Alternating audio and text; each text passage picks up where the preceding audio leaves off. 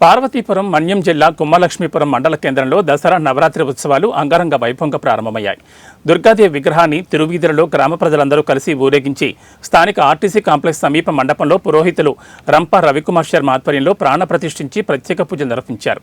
అలాగే ప్రజలందరి సహకారంతో నవరాత్రి ఉత్సవాలు జరుపుతామని, ప్రతిరోజు సాయంత్రం గ్రామ మహిళలతో లలితా సహస్ర పారాయణం నిర్వహిస్తామని గ్రామ సర్పంచ్ బొత్తాడ గౌరీశంకర్ తెలిపారు.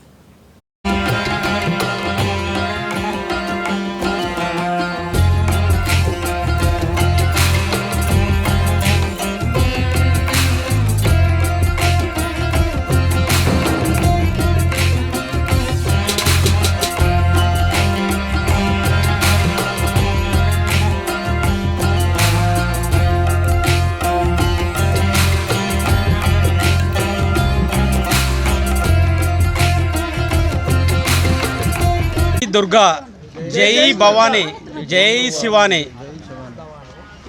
ఈరోజు ఈ గుమ్మలక్ష్మీపురం గ్రామ పంచాయతీలో దుర్గాష్టమిని పురస్కరించుకొని దుర్గా నవరాత్రులు అనేవి 9 రోజులు ఘనంగా జరుగుతాయి.